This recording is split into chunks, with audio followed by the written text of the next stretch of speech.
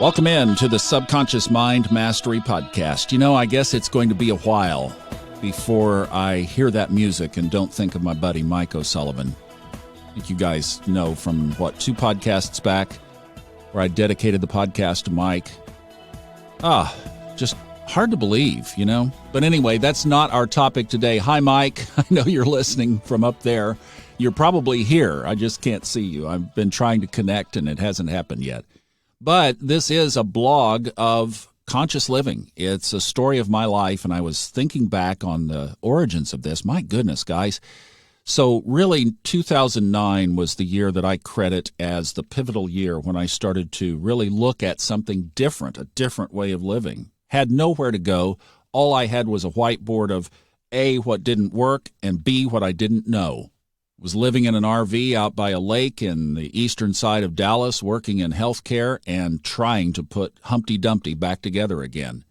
So that was this is being recorded just after Thanksgiving, late November 2021. So really that whole RV transition began about this time of year. So we are beginning year 13 since that transition. And this podcast was started in the spring of 2013, so we are coming up on 9 years, you guys. 9 years we've been doing this. So that was where I thought, well, let's go back and look at some of the old material, the stuff that was still putting Humpty Dumpty back together again, and look at it through fresh eyes. And something caught me this morning that I thought, this is so perfect, because I woke up, and you know, that is such a time when you're going to sleep and when you're waking up, that your subconscious mind will be speaking to you if you're listening. And something that has always just been there for me, I think, it's always been there, is a fear that was there this morning. And although the fears have really subsided for me since that big epiphany, I talked about this in podcast number 212, released on January 6th, 2020. I think that's a really important one to maybe go back and revisit if you want the context of this, because I really feel that we do bring stuff with us to this life. We don't start a completely blank slate. At least I didn't. But this is something that I think happened before in another realm, in another time. And it was basically the fear of dying without a penny in the bank. Well, that was there this morning, so I just sat with it, opened up to it, and I'm going to tell you about a technique that you can use or you can explore, you can inquire into, actually, in just a few minutes. So stay with me on that. There's a really cool programming technique that I'm going to turn you on to and a website that I'm going to turn you on to, but I kind of want to lead up to it here. So a couple of days ago, I was just reminiscing a Bob Proctor video. You know, you think about, well, at what point do you stop watching and listening to this stuff? The answer is never. We are peeling the proverbial onion that never gets to the core. You never run out of layers. So you always revisit this material because you will see or hear something different every time you come back to it. Why? Not because the material is any different. Because you are different. You have different ears. So it's amazing how that same old material can come back and teach you new things. And yet it's the same stuff. You listen to the same thing. So here was what Proctor talked about in this video. And this just really came clear, especially when you combine it with a couple of other tools that we've talked about quite a bit. So something that Bob Proctor teaches is he'll draw a little stick person. So just draw, in your mind, just draw a little stick figure. And then draw kind of a big circle for the head. And he always draws a horizontal line right through the middle of that, indicating that the top part of that head is representing the subconscious mind, the connection with infinity, our soul, the infinite part of ourself. And the bottom part of that circle represents our conscious brain, our conscious mind that is always analyzing, always making decisions on what it sees and knows, but it can't see around the corner like the top part of that circle can. So we have this subconscious part of our mind that drives our beliefs and actions from inside, And then we have this other part that's equally there, equally active, equally engaged, that is only deriving and drawing conclusions from what it knows and what it can see and sense. What Proctor doesn't talk about is the part below the circle. And this is where I was like, wow, okay, we have three things going on here, not just two. We have a physical body, and it is an energy center as well. You folks that do Reiki and yoga and massage, you practitioners are going, well, yeah, duh, right? It's like, that's what we do. We tune the body. But where have you heard any of this stuff around the law of attraction, all this manifesting and attracting and vibration stuff, talk about the body? It's like there's this gaping missing piece. You know, I think back to Abraham, for example, the Abraham videos talking about vibration, right? And even Fred's books talking about levels of energy. Well, we have to have all three of these in alignment. I mean, think about it. If you have a screwed up subconscious from the past or from a bunch of, as Zig Ziglar would call it, stinking thinking that you've done for a long time that has created these neural pathway programs in your subconscious, then, I mean, it doesn't matter how much Reiki or yoga you do. You've got a conflict with the driving forces of who you are, your existence. So your body could be all nicely tuned up with some wonderful Reiki and some wonderful massage and yoga, etc. But if you're being run by this program that's all out of joint and not in harmony, it's only a matter of time until that body needs more Reiki. It's only when the three are in complete alignment that we're going to have this force of thrust that is going to move us in the direction that we really want to go. And then I thought about levels of energy.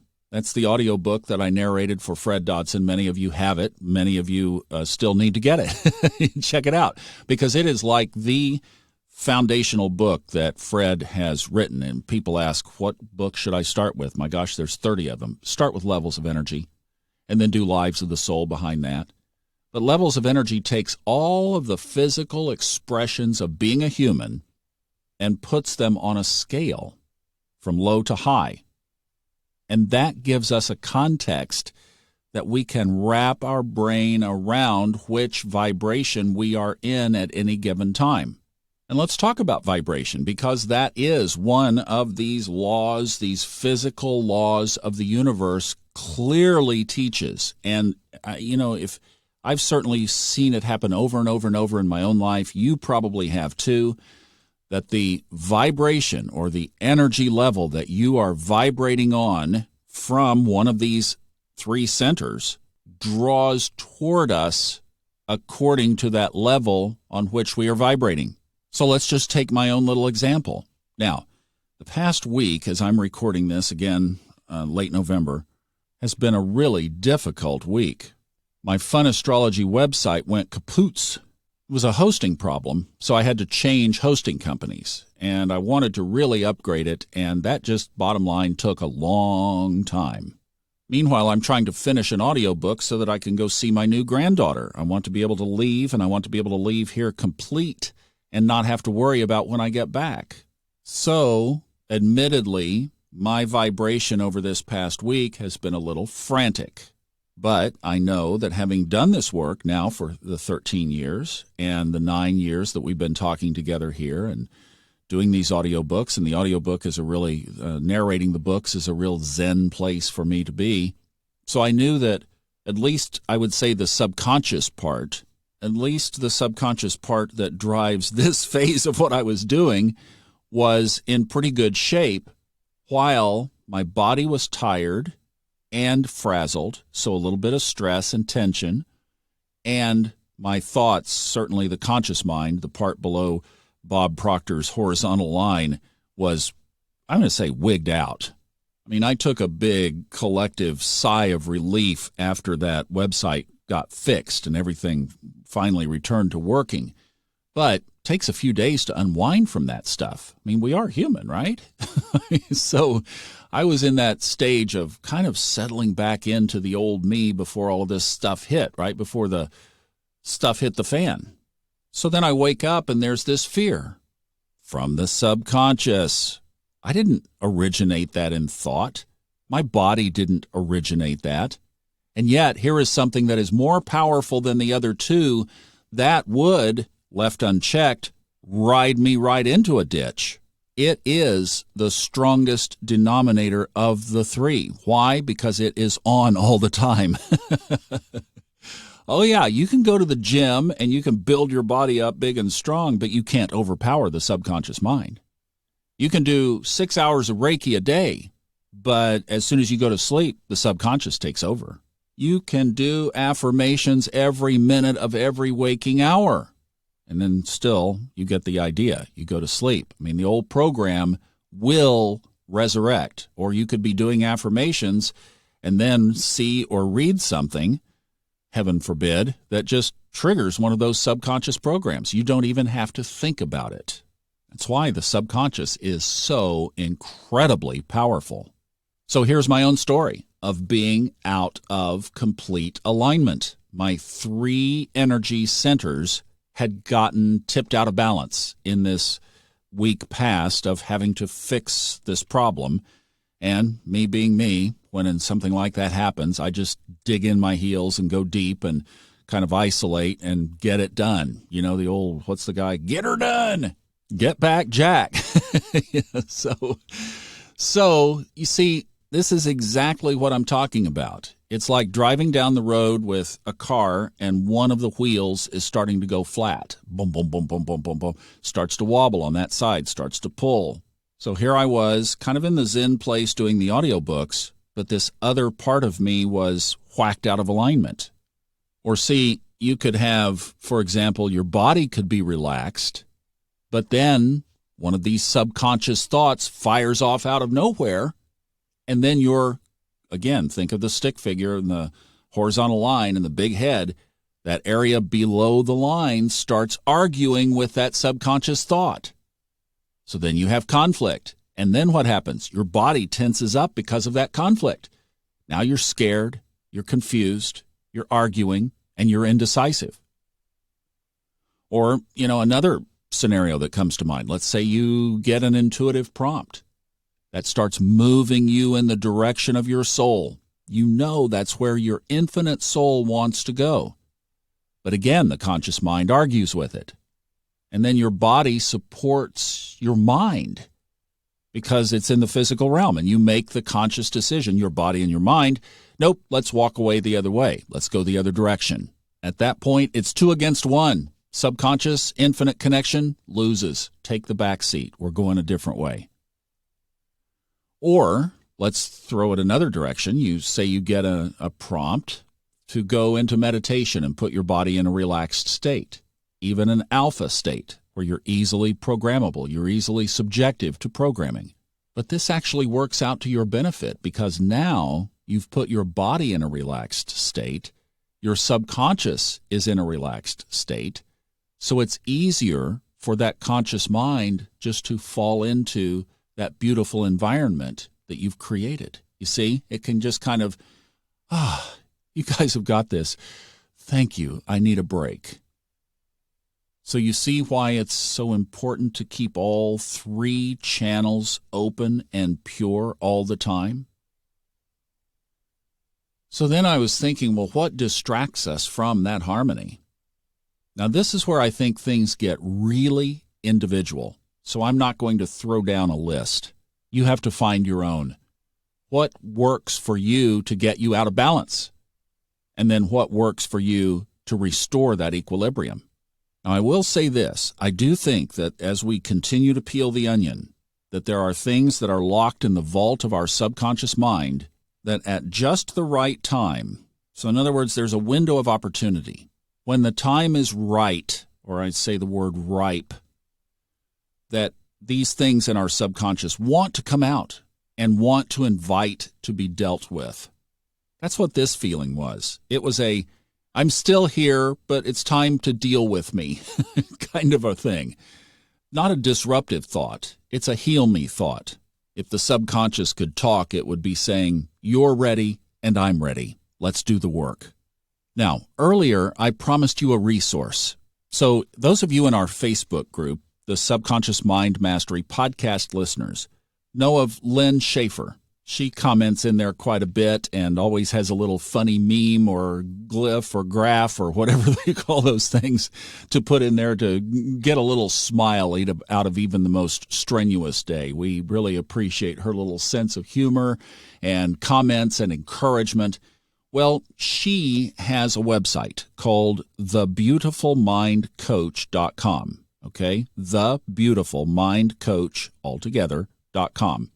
Or you could simply jump in the Facebook group and get a hold of her there. Plenty of ways. She's very accessible, and she has studied and is certified in a technique that is absolutely phenomenal at digging up old subconscious programs. You know, think of the old analogy of a record. Some of us remember what records are.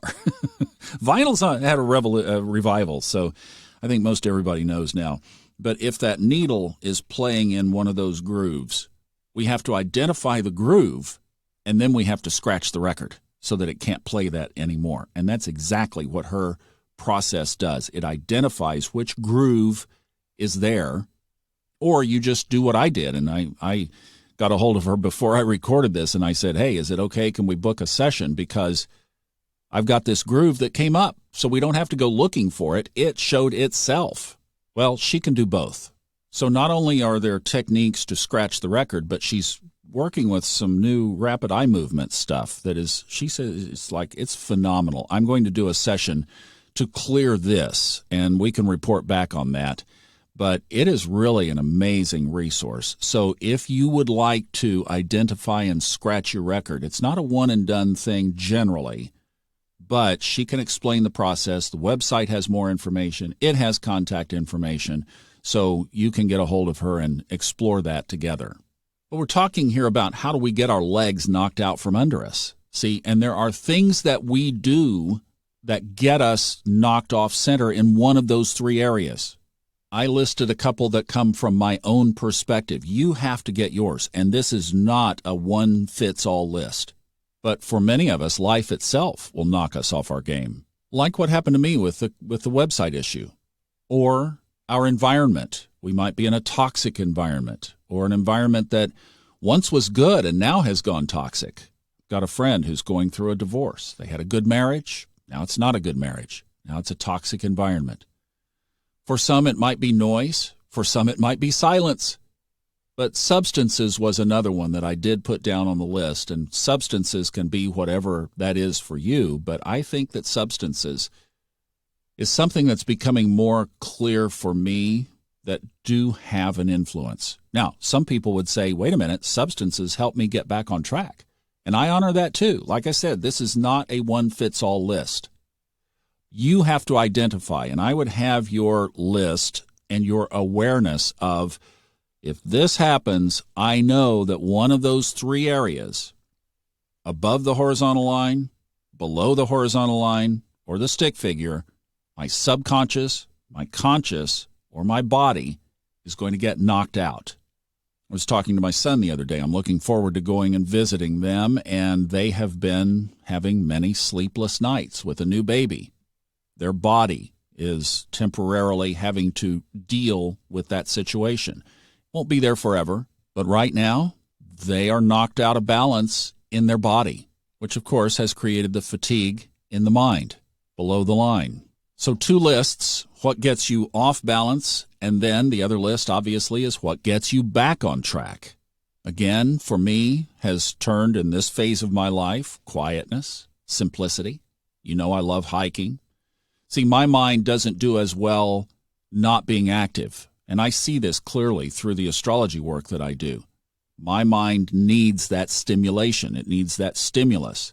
But on a hiking excursion, I can just go right to Zen in 10 steps. So another takeaway, besides getting a hold of Lynn, is do a wellness check.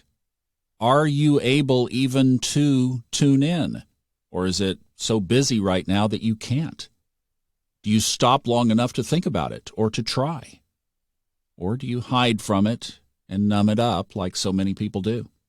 See, this is the balance. This is the art of living consciously.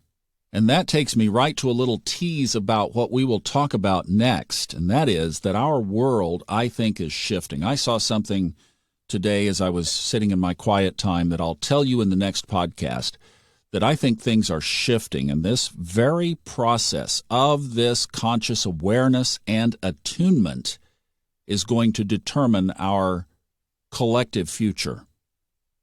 In other words, we have to shift spiritually, or we are headed for a pretty bad place.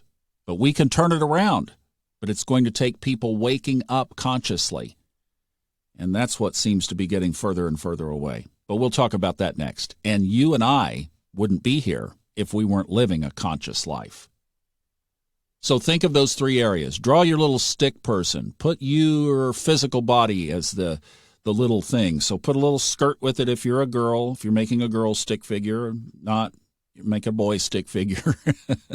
Draw a little bit oversized head. Put a horizontal line right through it. Above the line, below the line, and the body itself all have to be in harmony. The vibration that the collective three of those puts out into the universe is what you get back every day. Remember, what you are going through right now is the mirror of the last 3 to 6 to 9 to 12 months of the alignment of those three areas.